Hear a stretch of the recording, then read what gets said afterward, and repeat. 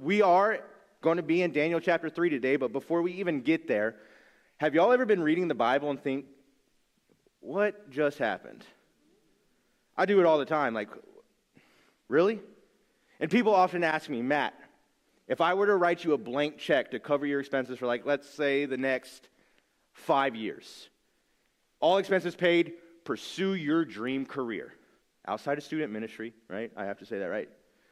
I would want to be a movie and TV show podcast host, where I just talk about movies and TV shows. Not that there's not a dime a dozen for that market, but I love movies, I love TV shows. So when I read the Bible and when I do things in life, I look at it like, oh, what if they were to turn this into like a 8-episode Netflix series? And a couple of weeks ago when Pastor Eric launched us into Daniel chapter 1, I thought, what if Daniel chapter 1 was an 8-episode Netflix series? And then last week when Kelly was up here and she was talking about prayer, I thought, what if that was an 8-episode Netflix series? And then as I was studying, I've known for months that I've been preaching up here today. As I've been studying, I was like, man, what if this was an 8-episode Netflix series? Now, if you guys are like me and you like just about anything that comes out on TV, you know there's 2 types of endings for TV shows today. There's suspenseful cliffhangers, where you got to wait 3 years to find out what happened, and then there's the good, happy endings. If we read chapters 1 and 2 and 3, which we'll see today, they're all happy endings. Daniel chapter 1, Pastor Eric talked about it. Babylonian invasion, right? It starts off with a bang, starts off kind of crazy. Daniel chapter 1, Babylonian invasion, kidnapping the Israelites, bringing them to Babylon, changing their name, making sure they learn the ways of the Babylonians. And then Daniel's like, hey, we're not going to eat that food. And the prince of the eunuchs is like, do what? And he's like, yeah, we're not going to eat that food. And then there's a very happy ending. And then season 2, or chapter 2, starts off with this crazy dream that Nebuchadnezzar has. He has this dream, and the dream is so troubling and no one can interpret it, where he's like, okay, I'm going to kill all the wise men in the kingdom. Whoa, calm down, dude. And then Daniel eventually gets to interpret the dream, and Nebuchadnezzar ends up worshiping Daniel, and Daniel's like, whoa, not me, God. And then King Nebuchadnezzar says, all right, because you were able to do this, I'm going to promote you to the chief of wise men and to a governor. And then at the end we didn't really look at it last week, but at the end of chapter 2, at Daniel's request, Shadrach, Meshach, and Abednego were also promoted to positions of leadership.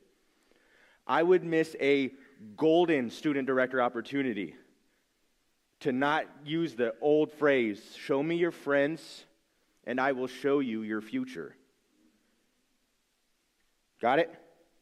Now, I'm going to be looking down here a lot because these are the students that come on Wednesday nights. They scare me a lot less than y'all do. So I'm not ignoring y'all. I just like looking at familiar faces. But show me your friends, I'll show you your future. Because of Daniel's influence over the king, Shadrach, Meshach, and Abednego were promoted to positions of leadership. And season 2, season 3, or chapter 3. Now we have a really big what just happened question mark. Because out of nowhere, King Nebuchadnezzar goes from worshiping God at the end of chapter 2 to building a 90-foot statue made of gold and said, hey, guess what?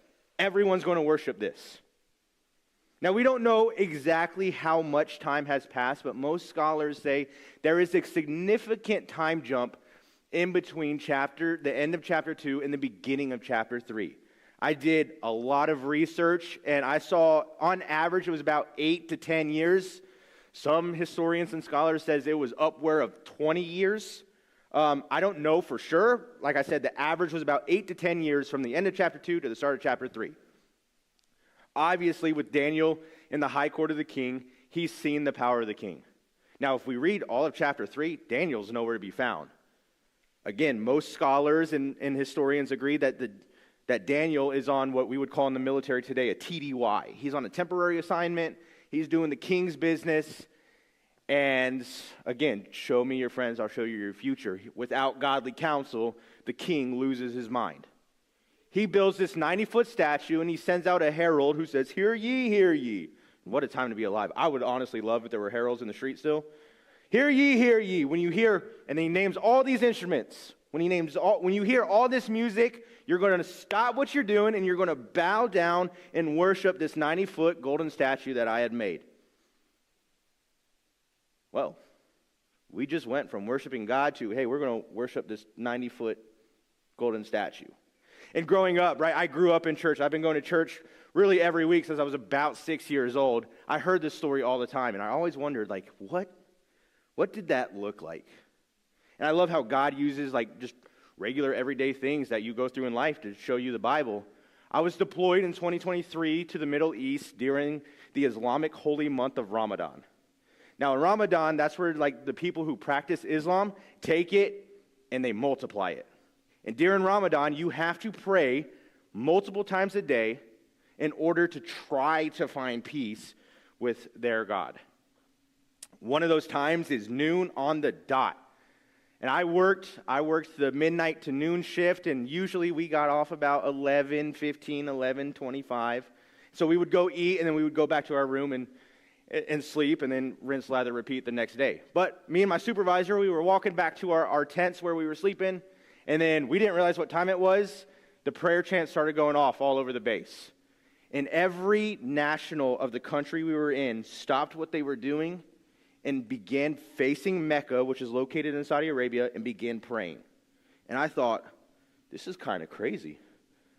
And then later that night, I was telling my wife, and she's like, well, that was just like Daniel and Shadrach, Meshach, and Abednego. I was like, oh, you're right. That was. So let's go back to Babylon, right? The music plays. Everyone, by royal decree, is to bow down and worship this golden statue. If not, curtains. You're going to be thrown in a fiery furnace. No questions asked. So I don't know how long goes by, but the music plays, and everyone and their mother bows down, and they worship this golden statue who can do absolutely nothing for them. Except 3 dudes. Disclaimer number 2. I say the word dude a lot. I mean it very respectfully. Except 3 dudes. Shadrach, Meshach, and Abednego. Now, if you're like me, right, she stole the joke, I'm going to say it anyway. Kelly stole my VeggieTale joke last week. If you're like me and you grew up in a super conservative homeschool household, Shadrach and Benny. All right? And the Golden Bunny. Who knows what I'm talking about? Yep, VeggieTales, baby. All right. So Shadrach and Benny, or the 3 amigos, as we're going to call them today, said, we're not going to do it. We're not going to bow down. And right before we're going to start in Daniel chapter 3, verse number 13, but in the verses directly preceding that, all these wise men, they're like, yes, finally, we got these fools. And they go to the king and they're like, hey, king, guess what? Remember when you made that royal decree and you said that if the music plays, we're going to bow down and worship this golden statue? Remember that? Yeah? Okay, cool. Yeah, remember how you said that if you don't, do that one thing where we bow down and worship it, then the bad thing happens with the fiery furnace and we throw them in and kill the people? And the king's probably like, dude, yeah, spit it out. What's going on? Yeah, the Hebrew guys, Shadrach, Meshach, and Abednego, they're not doing it. And the king's probably like, oof. Did not think that one through. And that's where we get to our story and our big idea first. It says our big idea for the day is real courage comes from trusting God completely, even when the heat is on. And leading up to this story, we see our first point right off the bat is we see a conflict of convictions. A conflict of convictions. Daniel chapter 3 and verse number 13 says, Then in a furious rage, Nebuchadnezzar gave orders to bring in Shadrach, Meshach, and Abednego. So these men were brought before the king, and Nebuchadnezzar asked them, Shadrach, Meshach, and Abednego, is it true that you don't serve my gods or worship the golden statue I have set up? Now, if you're ready, when you hear the sound of the horn, the flute, the zither, the lyre, the harp, the drum, and every other kind of music that exists, fall down and worship the statue I made. But if you don't throw it, you will immediately be thrown into a furnace of blazing fire. And who is the God that can save you from my power? Man, King Nebuchadnezzar is a real prideful dude. Who is this God, right? Remember that same God that, translated your dream that nobody could? That one, right? And these wise men, or the rulers of Babylon, they're like, we got them. We got them. We got them. We got the Christians. Bring them in. Let's smoke them. And they get brought before a very irate King Nebuchadnezzar. And he's pretty hot, furious rage. 3 Hebrews in that position of leadership heard the music and said, nah, bro, this ain't for us. And King Nebuchadnezzar, right, we just talked about it. He's an extremely prideful dude. Who is this God who could save you from my power? Who is this God that can save you from my power and my furnace? And then if you look at verse 15, he kind of like takes a chill pill. Because he's like, it's over for you. And then he says, but now if you're ready. And he's already given them a second chance because the royal decree said, if you're not, immediately you're thrown in the fiery furnace. And so now he's given the Hebrews a second chance. Hey, just this one time. Just bow down. We're good. You don't got to worry about it. Just one time. Oh, that conviction you have in your heart? It's okay. And, right? You know, let's talk about it from a human standpoint, right?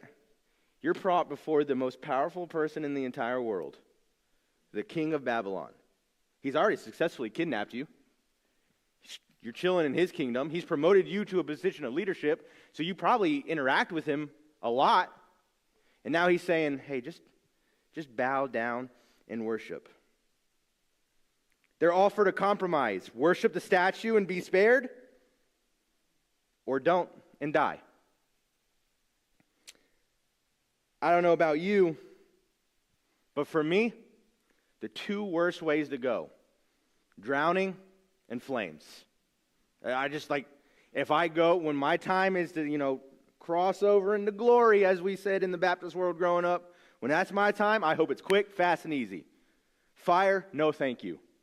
When Hannah and I were living in Alaska, we went over to a friend's house for one of the holidays where it's very, what's the word I'm looking for? Prevalent, I guess, to have cookouts. It was either Veterans Day, Memorial Day, Independence Day, Labor Day, one of the days. We were at a friend's house for a cookout. And they're like, Matt, Hannah was pregnant with Kinsley, so I was growing the dad skills. They're like, Matt, you're going to be a dad soon. You're going to grill. Sick. All right, I know how to grill. Then I didn't know that my friend had already soaked the charcoal. So I went out there and I took the lighter fluid and I re-soaked the charcoal, not knowing it was already soaked. Then I took the lighter and I lit the charcoal, and then I got kissed by the sun. And when I say kissed by the sun, I mean the S-U-N. I had a fireball hit me right in the face, took half my eyebrow, took all my arm hair off, and I was just like, that was not fun. And I walked in, I was like, yo, what just happened? And then he's like, well, did you re-soak it? Yeah, did you soak it? Yeah, I did. Thanks for the warning, dude. Like, come on. He almost killed me not knowing that he soaked it. I learned a very valuable lesson that day as a 21-year-old E3 in the military. Fire ain't no joke. Back to Babylon. They're staring at this furnace. Don't you think, like, they're thinking, man, this fire kind of ain't no joke, right? They have the literal heat that's going. And in fact, later in our story, we'll see that they make the king so mad that he's like, yeah, you know how it's supposed to be this? Yeah, make it 7 times hotter. And then we're going to throw them in. So they got the literal heat staring them in the face. Then they have the social heat. They're the only ones not doing it. The only ones in the entire kingdom not bowing down. Don't you think that's a little awkward? Like, whoa, everyone's bowing down and they're just looking around like, hey, you think they can see us? Like, we're the only ones not doing it, but maybe if we, like, sneak out, we can avoid the king. The social pressure, the social heat. political heat. They're staring right at the king, and he's saying, do this or die. There was that big time conflict of convictions.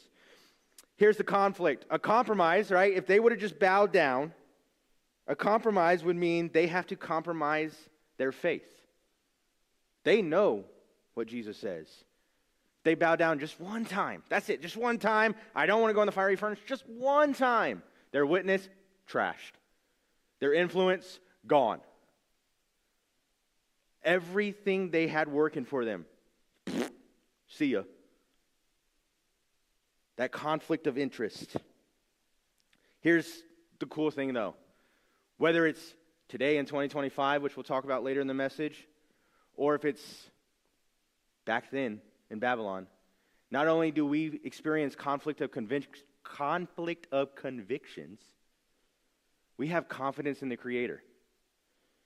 We have utter confidence in the Creator. Verse 16 says, Shadrach, Meshach, and Abednego replied to the king, Nebuchadnezzar, we don't need to give you an answer to this question, right? The question being, now if you're ready, you going to do it? We don't need to give you an answer to this question. If the God we serve exists, then he can rescue us from the furnace. And he can rescue us from the power of you, the king. But even if he does not rescue us, we want you as the king to know that we will not serve your gods or worship the golden statue that you set up. I love their response, man. Right? It gets me in trouble all the time as a married person. You done? Don't say that to your wife. Don't say it to your wife. She's sitting there talking to you. You may have stepped over the line a little bit and irated your wife. You done? It just doesn't end well. And that's what they do to this king. They're like, bro, land the plane, man. Because here's the thing. If God exists, he's the one who could rescue us from your power. But if he doesn't and we die, we're not going to worship the statue you set up. Their faith was not a conditional faith. They said, we will not bow down. Period, as the kids say. It was not a conditional faith. It wasn't a faith where they looked at each other and said, well, just this once, is it okay to turn our back on our faith? The one that spared us from the Babylonian invasion, the kidnapping, the standing to our convictions of eating our own diet, the promotion to the high court. Just this one time, can we say no? No, it was, we will not bow down, period. It's not really a life or death situation for me. But I remember a time in my life, and the students are going to be like, Matt, not this story again. You say it like once a month. It's the best story I have, okay? I didn't go to Bible college. So I don't have all the cool Bible college stories that Pastor Eric has. Most of y'all know I have 4 kids. I have Kinsley. I have Emerson. Then I got to name the third one. That bad boy's name is Anakin. And then I have Eliana. Now, Eliana's my youngest. She is a miracle baby. She is a very good thing. I had military insurance when we had her type of baby because she was expensive. And she is just, when you see her now, you're like, Lori, our children's director, every time she sees her, she's like, she's getting so big. Well, in May of 2024, 11 weeks early via emergency C-section, this is what she looked like. Little 3-pound, 14-ounce nothing. 11 weeks early. That's scary for anybody. Via emergency C-section. She had to come out, otherwise within 24 hours, my wife would have died. And you think, wow, that's the tame part of her story. I remember I was at my son's kindergarten graduation, and the phone rings. My wife was in the hospital. She said, no, you need to go back to Fort Walton Beach. She was in Pensacola. It's about an hour drive. For those that have lived in the panhandle of Florida, you know you can make it in about 40 minutes. But legally, it's about an hour drive. And so I'm sitting at my son's school. He's doing his little kindergarten graduation. And my phone rings. She says, the baby's coming now. Like, you need to leave and you need to get here. So I jump in my car, and again, if you've lived there, the speed limit on Highway 98 that takes you from Pensacola all the way to Jacksonville is 45 miles an hour. If you live there, and you've lived there long enough, you know that if you don't do 75 miles an hour, the cops shoot at you. I had to get to Pensacola quick, fast, and in a hurry. Everybody and their mother on Highway 98 wanted to do the actual speed limit. So I'm like, God, please let me get there. I haven't missed a birth of any of my kids. Let me get there just this one time. I get in. The doctor's like, she's being prepped. Scrub up. Put on this gown. Baby's coming soon. Baby came. I cried like a little girl, like I did with all my kids. Cried like a little girl. And I remember when they wheeled her to the NICU, they were bringing my wife back, or they were bringing me back to my wife. So I wheeled her to the NICU, the neo. Y'all know what it stands for. If not, ask Dr. Johnson later. So she's in the NICU, and I remember just breaking down in the nurse's arms. I'd never seen her before. She'd never met me. Just remember, because it was a very rough pregnancy. And then she was about to move from level 3 NICU, which is like, hey, we're watching you like a hawk, to, hey, you're doing good. And they were about to move her to the level 2. And Hannah called me, and she says, Eliana has neck. And I said, all of our kids have a neck, right? If you have a serious situation, I'm not the one to come to, all right? I make jokes in very, very bad situations. This was not the joke. Do not, again, marriage advice, because I've learned the hard way. Something serious going on with your kids that are in the hospital, don't make jokes. My wife says, she has neck. I said, what's neck? N-E-C, neck. And I said, what's neck? And she says, necrotizing endo something or another. And I was like, okay, what does that mean? And I did what you should never do with medical situations. I Googled it. And I realized how deep in the woods we were. The National Institute of Health says babies at my daughter's age, when she got neck, about 85% of them require surgery. At 8 days old, I didn't know they could do surgery on 8-day-old babies. At 8 days old, about 85% of them from my daughter's gestational age need surgery. 50% of those surgeries are fatal. And I thought, no. Like, God, take me first before you take my kid. Take me first before you take my kid. And then it looked like, hey, maybe she doesn't need surgical intervention. And then the doctor came in, and you could tell by his face, it's like, dang it, man. She has to have surgery. Yep, surgeon's on her way. And I remember they brought us into this family room. My 8-day-old daughter needing surgery that is only a coin flip successful. And I remember my father-in-law, he's a pastor, and it was late at night, we called my father-in-law, and he prayed with us, and he said the words, I'll never forget this.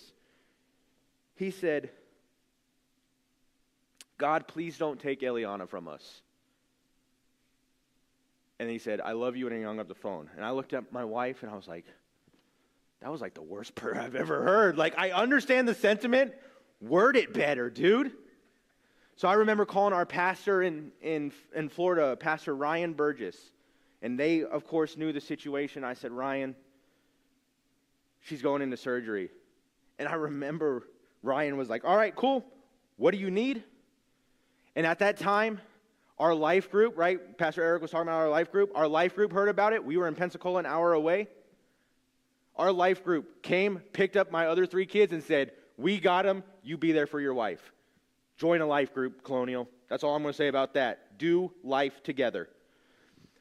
I said, nope, Christy has the kids. We're good. We just need prayer. And I remember Ryan praying for us. And if you ever have the opportunity to go to Gathering Church in Fort Walton Beach and meet Pastor Ryan Burgess, he is very methodical how he talks. It takes him a while sometimes. And I just remember him praying, and the surgeon walked in. And Hannah and I, of course, were crying. We don't want this, but we know, like, hey, this didn't take God by surprise. And I remember the surgeon looked at Hannah, and she goes, are y'all praying? And Hannah goes, yes. And I remember it was something I don't know if I'll ever forget, and I don't know why it sticks out, but I remember the surgeon reaching up and grabbing my wife's hand, her other hand. I was holding on to my wife, and the surgeon just grabbed my wife's hand. And the surgeon prayed for us. And she said, God's got this. Not I got this. She's a pediatric surgeon. Hands more skilled than anybody I've ever seen in her life. She said, God's got this. And I watched as they wheeled my 8-day-old daughter to an OR. They said, it's only going to take about 45 minutes. Bro, when I tell you time stood still, that was not 45 minutes. That was about 83 hours of waiting on a report from the surgeon. And then the surgeon came and she goes, she's good. That was actually a pretty gnarly surgery. I said, hey, whoa, calm down. What does that mean? And she said, she'll have to have another surgery in 3 months, and she'll have to have every single specialist that exists in the world. I said, okay, God's got this. Fast forward, 4.5 months, her second surgery's come and gone.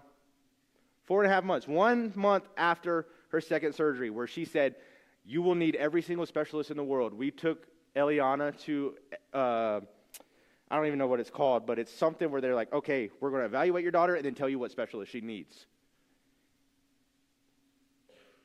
Not a single one.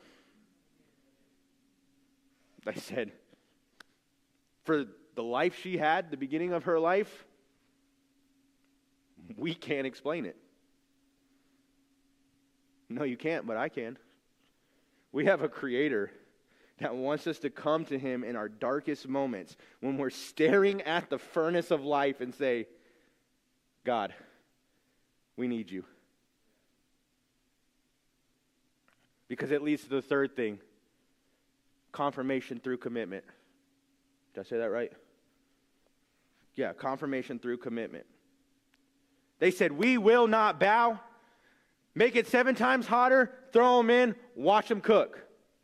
Verse 26, Nebuchadnezzar then approached the door of the furnace of the blazing fire and called Shadrach, Meshach, and Abednego, you servants of the Most High God, come out. Come out. We just threw them in a furnace 7 times hotter. What do you mean going on? Nebuchadnezzar walks by and he says, hey, there's a... How many people did we throw in there? Shadrach, Meshach, Abednego. Who's that fourth guy? Where did he come from? And why does he look like Son of God?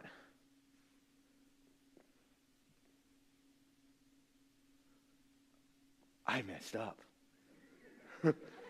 Shadrach, Meshach, and Abednego, come on, dude. Get out of there.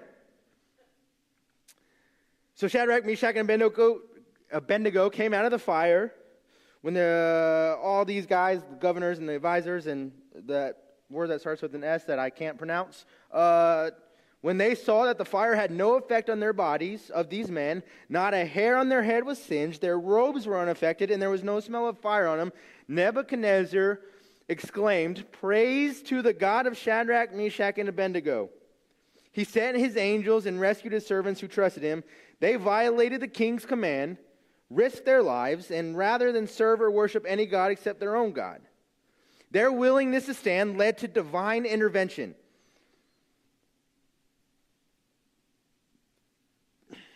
The king not only recognized that God is the God, but issues a decree that Babylon will only worship the one true God. And in fact, if you want to read a little ahead later, verse 29 is pretty gnarly of what happens if you don't worship the one true God. So we have conflict of conviction. We have confidence in the Creator. We have confirmation through commitment, which leads us to our big idea reimagined. Our big idea reimagined is devotion to Christ might just get us thrown in that furnace. It might. But He'll meet us there for our good and His glory. Here's the part of the message where our lead pastor, Pastor Eric, will usually say, now here's the $64,000 question. I always think, like, why does he use that number? But as I was writing this message, I was like, oh yeah, I remember that one. Here's the $64,000 question. But I want to take it a step further. And I want to ask you adults the same thing I ask these students every week we look at a historical story in the Bible. Who cares? Who cares about this story? It's 2025. This was some 4,500 years ago. Who cares about this story? Because there's a chance we live it. In 2025, there's a chance we live it. I don't like to talk about the news because I don't believe any of them. But you turn on any news right now, look at what's going on in Nigeria. Christians being slaughtered simply for not bowing, for believing in the one true God.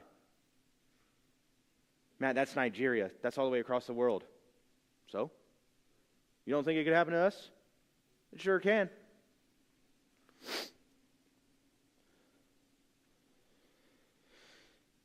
Who cares? Because the somber reality is we as Christians, we too must expect times we are called to conform when God calls for conviction. Look at 2025. Family dynamics, they don't matter. The Bible says this, we don't care. Life in and out of the womb, who cares? Oh, you're a Christian, you go to church? Oh, you must hate me. There's political heat, social heat, literal heat that we might face as Christians. If we do stand up, we're mocked and we're ridiculed. We're cast from our friends or work group. Now here's the thing, right? We all have heroes. I have a couple heroes in ministry. One of them is a dude named Shane Pruitt. 10 years from now, I hope I'm where Shane Pruitt is in student ministry. Shane Pruitt is the man, the myth, the legend when it comes to students. This is what Shane Pruitt said. He said, lukewarm Christianity has become so normal that biblical Christianity seems radical. So I want to challenge y'all today. Be radical. A couple weeks ago, we were talking about joining the church. Our lead pastor, Eric, was talking about GOAT, our great family, and we relaunched our membership campaign. And he said something that I love to talk about. I tell everybody, Christian or not, I tell everybody about this. He said, if given the choice to follow society or Scripture, Colonial will choose Scripture every single time. Yeah, buddy. That's what I want. That's the church I want to be a part of. So another question to ask before we wrap up is, where's Jesus? It's the Old Testament. Where's Jesus, Matt? Bro, he's right in the fire. Yeah. He's right there. 3 dudes got thrown in. The king saw 4. Where's Jesus? He's right there. Matt, where's Jesus with my fire? He's right there. He's right there. That's all you got to do is say, Jesus, I need you. We all seen the cheesy, corny footprints in the sand poem, right? It gets hard. There's only one set of footprints. Well, that was Jesus carrying you. Where's Jesus? He's right there. A couple questions before we go into our action steps. We're just going to fly through these. If you're taking notes, listen fast. What might Christians today feel pressure to bow down? When might Christians feel the pressure to bow down? To fit in, to stay quiet, compromise their faith, to avoid standing out? What small compromises feel harmless at first, but when we weaken our witness over time? That one's hard. A little small. I'm just not going to go to church today. I'm not going to worship today. We're good. Whatever. We're fine. Nope. How can we strengthen our convictions before the pressure comes so we're ready to stand firm when it does? What does, even if he does not, right? Back to the Bible. Shadrach, Meshach, and Abednego said, hey, if Jesus spares us, sick. If he doesn't, sick. Can't scare us with heaven. Even if not, we're good. So what happens when Jesus hits us with an even if not? What does that teach us about real faith? In what situations are we often tempted to measure God's goodness by what he does or doesn't do for us? Oof. That one hurts. God, I begged you, and it didn't go my way. You must not be good. Wrong.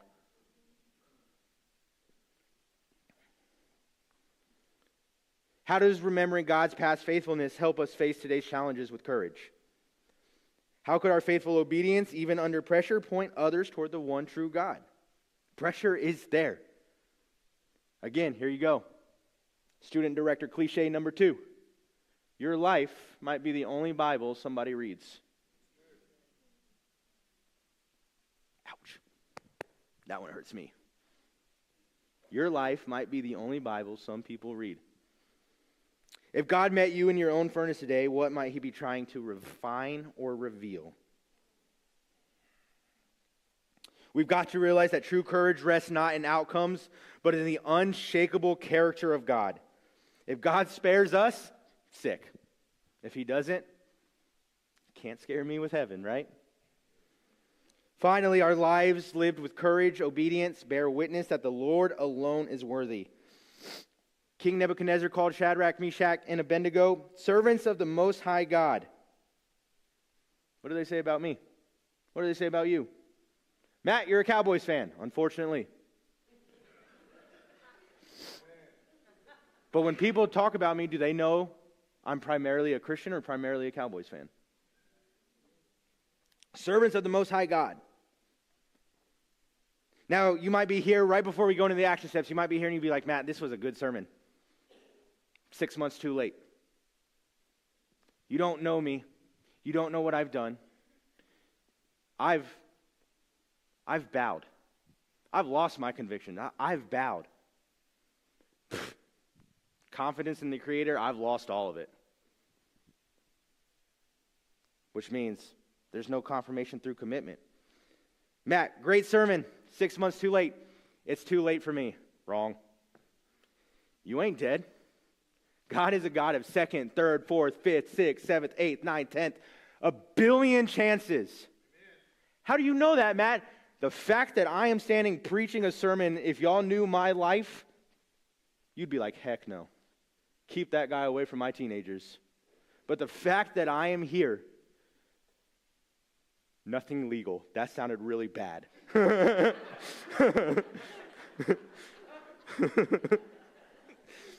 I had to throw that one out there. I've just made a lot of stupid decisions. That's all I'm saying, with my wife and everything, right? If I can stand up and I can get redeemed and God can still use me, I don't care who you are in here, God can use you. So let's look at some action steps. How do we use that? First one, pray persistently. Do I need to talk about this one? If you need more tips on this, go listen to Kelly's message last week. Her whole message. Pray. Number 2, prepare purposefully. Prepare purposefully. You got to know it's coming. Last night, right? It always happens. Every year, I say the same thing. We lose an hour tonight. I'm going to take advantage and go to sleep. And then it was the greatest World Series Game 7 in the history of baseball last night. And I was just like, please, somebody win this game so I could go to sleep. But what I know about watching these players last night, they didn't just wake up one day and say, you know what, I'm going to play professional baseball and go play in the greatest Game 7 World Series game in the history of baseball. Most of them prepared very young. I want to play professional sports. Shohei Ohtani. I want to be the greatest baseball player to ever suit up, ever. And he prepared, and he prepared, and he prepared, and he prepared, and he prepared.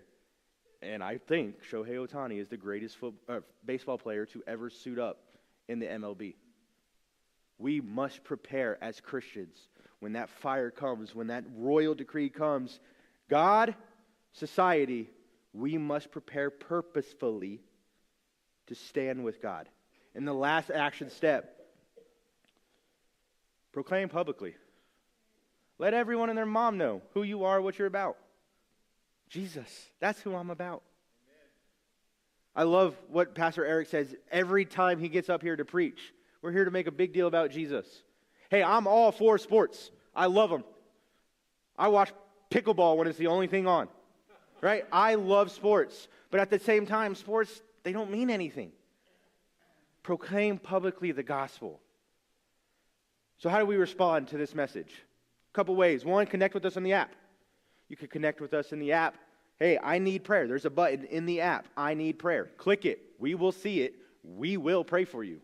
We don't just say, hey, if you have a prayer request, let us know, and then we throw it in the shredder. We will, at Colonial Church, pray for you. Connect card, you can stop by any one of our connection centers and say, hey, I need to talk to somebody.